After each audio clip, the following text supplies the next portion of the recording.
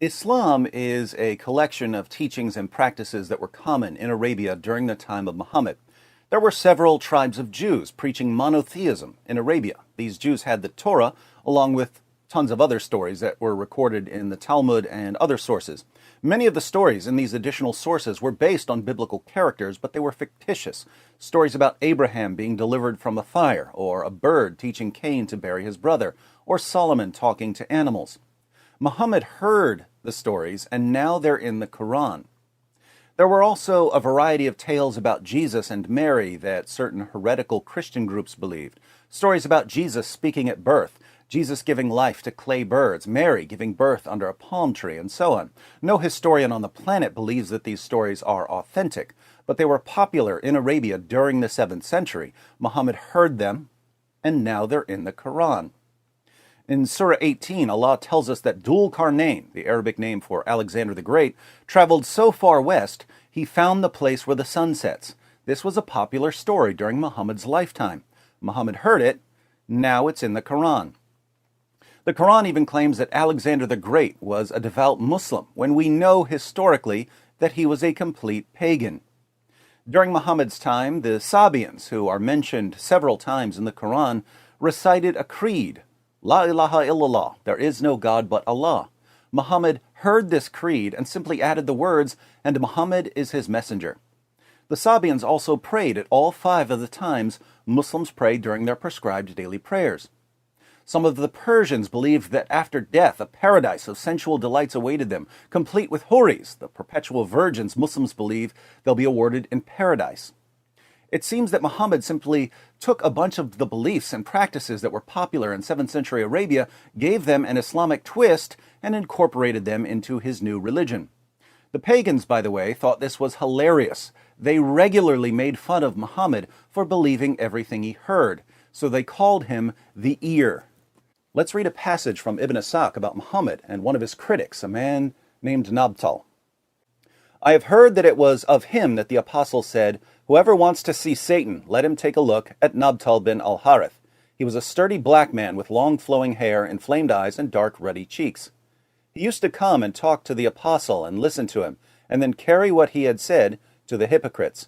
It was he who said, 'Muhammad is all ears. If anyone tells him anything, he believes it.'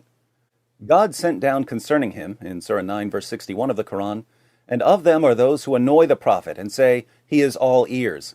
Say, 'Good ears for you. He believes in God and trusts the believers and is a mercy for those of you who believe. And those who annoy the apostle of God, for them is a painful punishment.'" So the pagans could tell that Muhammad was simply adopting stories and practices for Islamic purposes. Not surprisingly, the Hajj, the annual pilgrimage to Mecca, is saturated in paganism and idolatry. During the Hajj, Muslims walk circles around the Kaaba, the cubical shrine that they pray to. They kiss the black stone. They run back and forth between the hills of Safa and Marwa, and so on. Where did they get these practices? Before Muhammad conquered Mecca, the Kaaba was a center of pagan worship in Arabia. The Kaaba was surrounded by 360 pagan idols. Sahih al-Bukhari, 2478. Narrated Abdullah bin Masud. The Prophet entered Mecca, and at that time there were 360 idols around the Kaaba. He started stabbing the idols with a stick he had in his hand and reciting, "And say, truth, i.e. Islamic monotheism or this Quran or jihad against polytheists, has come, and batil, falsehood, i.e. Satan or polytheism, has vanished." This is when Muhammad took control of the Kaaba. But why would he want to take control of a pagan temple and make it the center of Islamic worship? Let's back up a bit. When Muhammad and his followers were in Mecca years earlier, they prayed facing Jerusalem. The pagans prayed facing the Kaaba. Muslims prayed facing Jerusalem like the Jews. You could line up the Kaaba and Jerusalem if you wanted so that you were facing both. But the Qibla, the direction of prayer, was Jerusalem. When Muhammad was in Mecca, he really thought that the Jews were going to accept him as a prophet. The Muslim community eventually moved to Medina, and the Jews could tell immediately that Muhammad was a false prophet because they knew the Torah, and Muhammad only knew some stories that he had heard. He was all ears, remember. But Muhammad couldn't even get those stories right, so the Jews rejected him. And Allah said to Muhammad in Surah 2, verse 144 of the Quran, "Now shall we turn thee to a qibla that shall please thee. Turn then thy face in the direction of the sacred mosque." So Allah's goal in telling Muslims to face the Kaaba was to please Muhammad. It's amazing how much of Islam is dedicated to pleasing the man who was receiving the revelations. Why would facing the Kaaba please Muhammad? Two reasons. One, he was sending the Jews a message. This is what you get for rejecting me. Two, Muhammad had grown up among pagans who prayed facing the Kaaba and all its idols. So praying to the Kaaba was normal for them. It felt right. But how could Muhammad justify praying towards a pagan shrine? Well, just a few verses earlier, in Surah 2, verse 127, Allah declared that the Kaaba was built by Abraham and Ishmael. Now that's interesting. If it was built by Abraham and Ishmael, why did Muslims spend more than a decade praying towards Jerusalem? Why does it seem like Muhammad is inventing this as he goes along?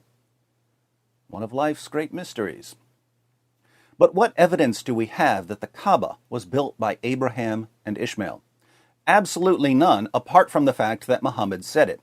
That's good enough for Muslims, but it shouldn't be, because Muhammad had absolutely no clue what he was talking about, and I can prove it. Sahih al-Bukhari, 3366. Narrated Abu Dhar, I said, "O Allah's Messenger, which mosque was first built on the surface of the earth?" He said, "Al-Masjid al-Haram at Mecca." I said, "Which was built next?" He replied, "Al-Masjid al-Aqsa at Jerusalem." I said, "What was the period of construction between the two?" He said, 40 years. According to Muhammad, there was a 40-year gap between the construction of the Kaaba and the temple in Jerusalem. Why is this important? Well, we know when the Jerusalem temple was built. Solomon built it in the 10th century BC. That's more than 1,000 years after Abraham. If Abraham built the Kaaba, he built it more than 1,000 years before Solomon built the Jerusalem temple. But Muhammad said that they were built 40 years apart. So we need to ask our Muslim friends, where did Abraham and Ishmael get their time machine? Because if they didn't have a time machine, Muhammad was wrong, and we can't trust what he says about the construction of the Kaaba. And without Muhammad making up stories about Abraham and Ishmael and the Kaaba, the only evidence we have tells us that Muslims are bowing down to a pagan temple and taking a pilgrimage to a pagan temple and walking circles around a pagan temple. By the way, why do Muslims walk circles around the Kaaba? The pagans walked circles around the Kaaba too. Why did they do that? The Muslim scholar and Quran translator Yusuf Ali, in his commentary on the Quran, has an appendix on ancient forms of pagan worship. He writes, "It will be noticed that the sun and the moon and the 5 planets got identified each with a living deity, god or goddess, with characteristic qualities of its own. The ancients knew about the stars and constellations, but they also knew about 7 heavenly objects that seemed to have their own motions: the sun, the moon, Mercury, Venus, Mars, Jupiter, and Saturn. They didn't have telescopes yet, so they didn't know about the other planets. According to the pagans, each of these 7 heavenly objects was orbiting the earth, and each was associated with a particular pagan deity. Why did the pagans of Mecca circle the Kaaba 7 times? To honor and worship the 7 planetary deities that they believed were circling the earth. This is as pagan as you can possibly get, and now this thoroughly pagan practice is one of the 5 pillars of Islam. But let me guess, if it looks like paganism and walks like paganism and talks like paganism, it must be pure monotheism in disguise, right? When they visit the Kaaba, Muslims do their best to kiss the black stone. That's funny, the pagans of Arabia used to worship stones too. Sahih al-Bukhari, 4376. Narrated Abu Raja al-Utaridi, "We used to worship stones, and when we found a better stone than the first one, we would throw the first stone and take the latter. But if we could not get a stone, then we would collect some earth, i.e. soil, and then bring a sheep, and milk that sheep over it, and perform the tawaf around it.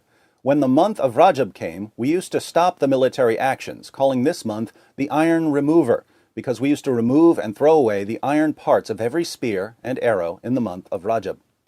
What did the pagans worship? A stone. and they would trade that stone for a better stone to worship. When does that process stop? When you get to the best stone, the black stone at the Kaaba. That's what the pagans did. What do Muslims do when they get to the Kaaba? They kiss the black stone. It's as if Muslims are saying, we want to be as idolatrous as possible, but we're still not idolaters. Interestingly, even Muhammad's companions understood that kissing the black stone was idolatry, but they kept doing it anyway because Muhammad had done it. In Sahih al-Bukhari, 1597, we read, narrated Abbas bin Rabi'ah, Umar came near the black stone and kissed it and said, no doubt I know that you are a stone and can neither harm anyone nor benefit anyone. Had I not seen Allah's messenger kissing you, I would not have kissed you. This is Umar, the second rightly guided caliph, saying that he knows he shouldn't be kissing a pagan idol like the black stone, but he does it anyway because Muhammad did it. But there's more idolatry during the Hajj. When the pagans took the pilgrimage to Mecca, they would run back and forth between the hills of Safa and Marwa. They ran back and forth between them to honor the pagan idols. Yusuf Ali comments on Surah 2, verse 158 of the Quran, the virtue of patient perseverance and faith leads to the mention of two symbolic monuments of that virtue. These are the two little hills of Safa and Marwa, now absorbed in the city of Mecca, and close to the well of Zamzam. Here, according to tradition, the lady Hagar, mother of the infant Ismail, prayed for water in the parched desert, and in her eager quest round these hills, she found her prayer answered and saw the Zamzam spring. Unfortunately, the pagan Arabs had placed a male and a female idol here, and their gross and superstitious rites caused offense to the early Muslims. Now, how do we know that Hagar and Ishmael were ever at these hills? Because Muhammad said it, right? And Muhammad's the guy who thought that Abraham and Solomon lived 40 years apart and that Alexander the Great was a Muslim? Least reliable source of historical information ever. But what do we actually know here? We know that pagans used to run back and forth as part of their idol worship. And the early Muslims knew this as well. Sahih al-Bukhari, 3847.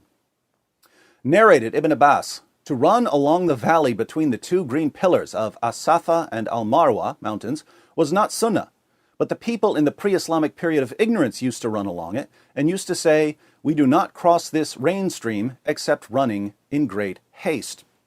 Now, this is devastating to Islam because Ibn Abbas says that this practice was just a pagan practice. It wasn't part of the sunnah of Muhammad. Notice the commentary at the bottom. This statement of Ibn Abbas is wrong, as most of the religious scholars consider it a sunnah of the Prophet. Most of the religious scholars, in order to rescue Islam, have to throw Ibn Abbas under the bus. This is getting ridiculous. Sahih al-Bukhari, 4496. Narrated Asim bin Sulaiman, I asked Anas bin Malik about As-Safa and Al-Marwa. Anas replied, we used to consider going around them a custom of the pre-Islamic period of ignorance. So when Islam came, we gave up going around them. Then Allah revealed, verily, As-Safa and Al-Marwa, two mountains at Mecca, are of the symbols of Allah. So it is not a sin on him who performs Hajj or Umrah pilgrimage of the house, the Kaaba at Mecca. Here again, the early Muslims understood that this was a pagan practice. They said that they stopped doing it when they became Muslims. But Muhammad liked it, so it ended up in the Quran. How much paganism can you fit into one religion? Quite a bit, it seems. And two things are amazing here. First, it's amazing that Muslims, who are swimming in a sea of pagan practices, are deluded enough to think that they're the true champions of monotheism. They're doing everything the pagans did. They just rename it monotheism. Second, the pagans of Arabia were local groups. They weren't going to spread their pagan practices around the world. But Islam has taken the same idolatrous pagan nonsense practiced by the Meccans and spread it around the world. This means that Islam is the greatest source of idolatry and paganism in history. Now, to you Muslims who insist on taking the pilgrimage to Mecca in spite of its pagan roots, I make a simple request. Watch this video, where I talk about the Kaaba and how you can convert your false pagan worship into something that actually involves God. I'm not sure you'll like it, but but it will definitely be an improvement over spending your lives kissing a pagan rock and running around a pagan cube and celebrating the 7 false planetary deities and having no idea that you've been duped. The chief export of Saudi Arabia is not oil. It's paganism and terrorism. Off topic, but I couldn't resist.